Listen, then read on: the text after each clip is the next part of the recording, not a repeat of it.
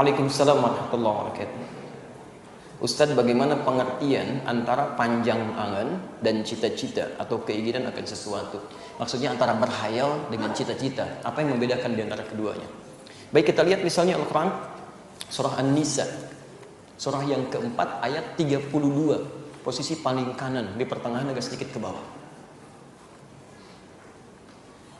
Kemudian bandingkan dengan cita-cita atau persiapan menyiapkan sesuatu. Quran surah ke 59 Al-Hasyr ayat 18. Quran surah 59 ayat 18, posisi paling kiri sebelah atas di mushaf standar. Baik, kita mulai dulu dengan angan-angan. Wala tatamannu ma faddalallahu bihi ba'dakum 'ala ba'd. Perhatikan keterangan Qurannya tegas sekali. Wala tatamannu, dan jangan Anda banyak berhayal. Wala tatamannu, dan jangan Anda banyak berhayal untuk mendapatkan satu keutamaan yang Allah titipkan pada hamba yang lain. Bima faddalallahu ba'dakum 'ala ba'd. Misal, antum misalnya beraktivitas, tetangga beraktivitas. Tetangga sudah punya mobil misalnya, cukup bagus, luar biasa. Tiba-tiba tetangga yang punya mobil, antum yang berhayal makainya. Enak ya, terus sampai 2 jam tuh. Masya Allah, hayalannya sudah sampai kemana? Sudah sampai ke Jakarta, naik dari puncak balik lagi. Padahal pakai mobilnya juga enggak. Ini yang jadi masalah. Banyak orang yang membuang-buang waktu dengan menghadirkan hayalan dalam kehidupannya, sehingga tidak maksimal. Ada yang begitu. Kalau yang biasa-biasa mungkin enggak. Ketika orang bawa Ferrari, ketika orang naik pada sesuatu yang bagus, ketika orang punya jabatan, kadang-kadang suka muncul angan-angan dalam benak kita. Itu kerjaan setan. Kerjaan setan. Karena setan sendiri sudah berjanji kepada Allah, di antara caranya dia menggoda manusia dengan menghadirkan angan-angan di benak manusia. Quran surah keempat An-Nisa ayat 116 sampai 119. Posisi paling kanan di pertengahan yang sedikit ke bawah. Baik. Bagaimana cara setan menghadirkan angan-angan itu? Seperti apa dia menggodanya, dan bagaimana cara kita menepisnya dan mempersiapkan kepada cita-cita dan harapan? Nah, disitulah kita akan bahas nanti setelah menunaikan sholat isya berjamaah. Jadi kita cukupkan dulu karena sudah masuk waktu isya untuk daerah kita. Ya, selanjutnya kita sambungkan setelah menunaikan sholat isya berjamaah. Demikian untuk sementara, pemirsa, kita akan lanjutkan setelah menunaikan sholat isya berjamaah. Subhanakallahumma wa bihamdika asyhadu an la ilaha illa anta astaghfiruka wa atubu ilaik. Assalamualaikum warahmatullahi wabarakatuh.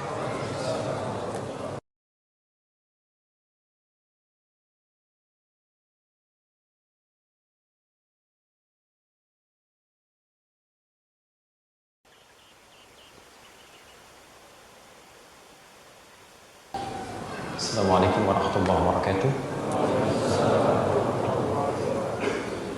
Alhamdulillah, wassalatu wassalamu ala rasulillah wa ala alihi wa sahbihi wa mawala amma ba'd. Fa ibadallah, usi nafsi wa iyyakum bi taqwallahi faqad faza al-muttaqun fala tamutunna illa wa antum muslimun. Saudara-saudariku dan pemirsa Akhir TV, Madani TV dimanapun berada, alhamdulillah kita telah menunaikan sholat isya berjamaah waktu Bekasi. Semoga sholat yang telah kita tunaikan diterima oleh Allah Subhanahu wa Ta'ala, dan insya Allah menjadi di antara amalan yang pernah kita ikhlaskan karena Allah Subhanahu wa Ta'ala. Kita coba teruskan dulu menjawab pertanyaan bagaimana membedakan antara khayalan dengan cita-cita dan harapan, serta bagaimana kita bisa memosisikan diri kita untuk menyikapi dua persoalan tadi. Baik, pertama kita sudah jawab tadi bahwa khayalan itu datangnya dari setan. Ya, bisa diketahui di Quran surah keempat An-Nisa di ayat 116 sampai 119, yang secara spesifik di ayat 119-nya.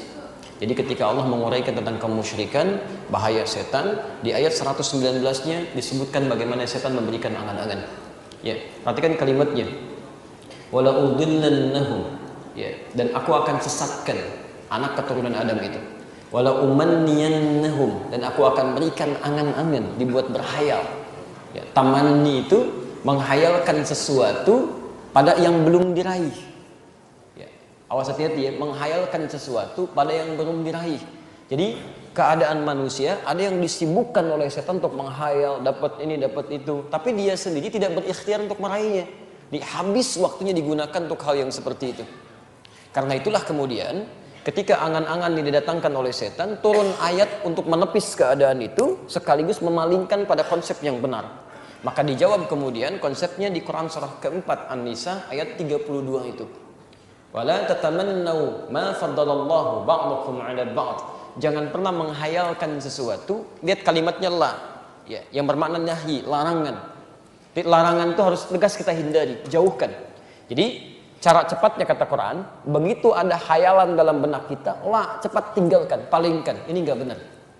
Ya, ada teman lewat dengan sesuatu yang baru, handphone baru, ada otomatis ada pikiran di benak Anda tiba-tiba, saya pengen juga yang begitu. Kemudian mulai membayangkan sesuatu, langsung hilangkan, tepis. Ini enggak benar. Itu bukan punya saya, itu punya dia. Tapi Quran tidak berhenti sampai menampilkan persoalan, diberikan solusi dari situ. Kalau cuma menampilkan larangan tidak dikasih solusi, orang bingung. Lantas saya melakukan apa? Ya kan? Maka kemudian turun ayatnya. Lanjutkan. Lirrijali nasibun mimma iktasabu walin nisa'i nasibun mimma iktasab. Ya, seorang lelaki akan meraih keutamaan atas apa yang telah dia ikhtiarkan. Demikian perempuan bisa meraih apa yang dia harapkan sesuai dengan ikhtiarnya. Jadi kalau dalam bahasa singkatnya, kalau kamu ingin mendapatkan seperti nikmat yang melekat pada dirinya, ayo berikhtiar seperti dia pun telah berusaha sebelumnya. Jadi kalau ada orang mendapatkan nikmat yang baik, mungkin dia telah bekerja keras, telah berdoa, bekerja keras. Anda ingin mendapat yang serupa, nggak usah menghayal, buang-buang energi, buang-buang waktu, buang-buang tenaga, dan buang-buang kesempatan untuk ibadah. Lebih baik mulai persiapkan rencana, ikhtiar untuk meraihnya, dan bertawakal pada Allah Subhanahu Wa Taala. Apa kaitannya dengan cita-cita dan harapan serta perencanaan? Dijawab kemudian di Quran surah ke-59 ayat ke-18. Perhatikan kalimatnya, awas hati-hati ya, karena kalimat perencanaan sesuatu dibuka dengan indah dalam Al-Quran. Perhatikan kalimatnya, ya ayyuhalladzina amanuttaqullaha. Hei orang-orang yang telah menyatakan dirinya beriman kepada Allah, ittaqullaha, tingkatkan takwamu pada Allah. Merencanakan sesuatu perbuatan, aktivitas yang akan kita kerjakan, itu dikategorikan oleh Al-Quran ke dalam bagian sifat takwa. Diawas, hati-hati ya, takwa disebutkan, saya sering katakan, umumnya 115 kali dalam Al-Quran, itu bentuknya beda-beda. Ada yang terkait ibadah ritual, seperti sholat, baca Quran, infak, gitu kan? Di Al-Baqarah, Quran surah kedua, ayat kedua sampai dengan ayat kelimanya.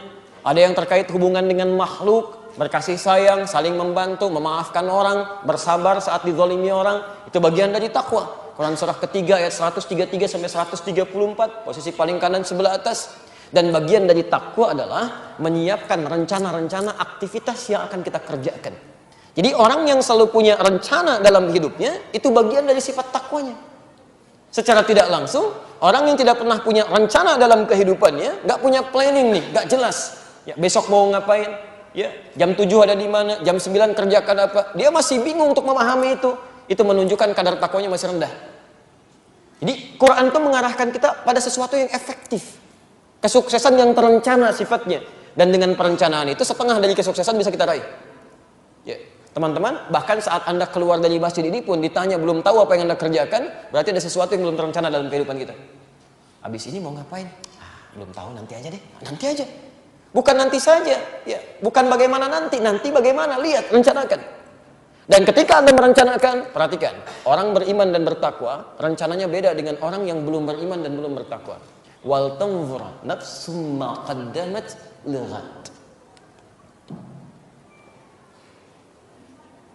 Wal tanzur, kalimat perencanaannya menggunakan kata nazara. Ya. Bahkan nun, wa, ra. Dimasukkan tak ya, pada kalimat wal tanzur. Asalnya dari kata nazara, intazara, kemudian ada kalimat wal tanzur. Lamnya di sini lam amr, perintah. Ya. Wal tanzur. Ini kalimatnya. Nazara dalam bahasa Arab yang standar sering diartikan dengan melihat. Padahal dalam bahasa Arab melihat bisa banyak. Ro'a itu melihat, basara itu melihat. Ada perbedaan. Ya. Nazara itu melihat. Kalau ro'a itu melihat dengan mata fisik.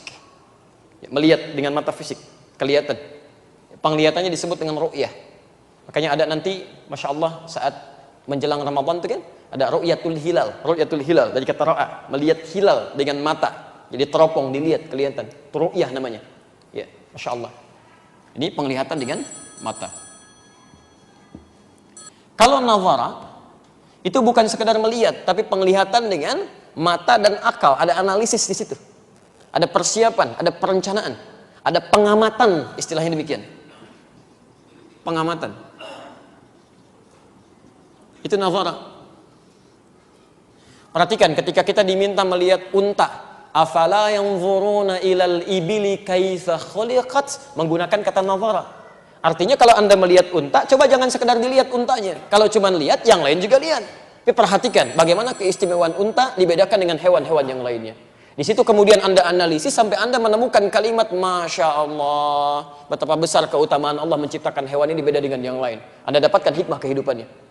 Tapi kalau kalimatnya ditambahkan kemudian dengan ta, dimasukkan fi'il amr, lamnya lam amr, maksudnya ya, kata kerjanya menggunakan bentuk perintah, ini bukan sekedar melihat, mengamati, tapi ada unsur perencanaan di sini. Seakan-akan Quran mengatakan, Anda kalau ingin meraih sesuatu, amati dulu. Analisis dulu, bagaimana kemampuan Anda, bagaimana peluangnya, bagaimana kemudian Anda bisa mendapatkan itu. Setelah semuanya terpetakan, baru bikin rencana, bikin target. Ya. Dan targetnya Masya Allah. Ya. Kalau orang kan bikin rencana, jangka panjang, jangka menengah, jangka pendek. Sekarang ada tambahan, jangka panjang, jangka menengah, jangka pendek, jangka saku. Itu yang tidak bagus. Ya. Jangka saku tuh masukin ke dalam sakunya. Ya. Itu yang tidak bagus. Ya. Nah, Quran tidak. Semuanya positif. Anda bikin rencana, wal tanzur nafsum, hendaknya setiap jiwa, setiap diri membuat rencana-rencana ma qaddamat lighad, yang dia bisa bawa hasilnya bahkan sampai kiamat, lighad. Jadi Anda harus punya visi, bukan cuma sekarang. Kalau cuma Anda sekarang belajar untuk mendapatkan dunia, jangankan Anda, orang nggak beriman pun begitu. Anak Anda ingin hebat bahasa Inggrisnya, jangankan Anda yang beriman, yang tidak beriman pun pengen lebih unggul. Kalau Anda cuma bisa merencanakan juara matematika, yang lain sudah dapat, maaf, olimpiadanya dapat, Nobelnya dapat.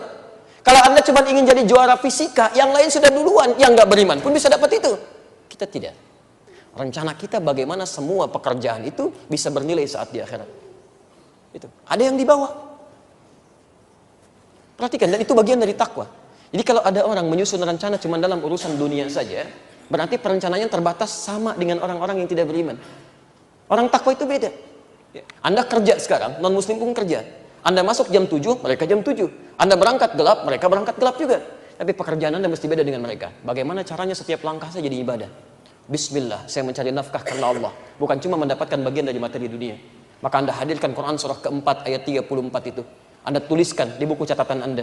Setiap Anda berangkat baca Bismillah, tugas saya mencari nafkah. Anda berdoa kepada Allah, ya Allah berikan kemudahan, ya Allah berikan kelancaran. Anda keluarkan ayat-ayatnya, Al-Baqarah 168, Al-Baqarah 172, Quran surah 7 ayat 96. Begitu melangkah, setiap langkah Anda dihitung bagian dari ibadah.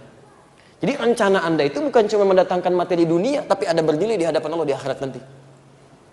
Maaf ya, yang kecil-kecil aja. Dari anak-anak belajar, ibu mengantar anak ke sekolah, apakah cuma tugas mengantar atau Anda niatkan sebagai ibadah? Termasuk Anda menerima tamu misalnya, karena Allah atau karena tamu akan datang?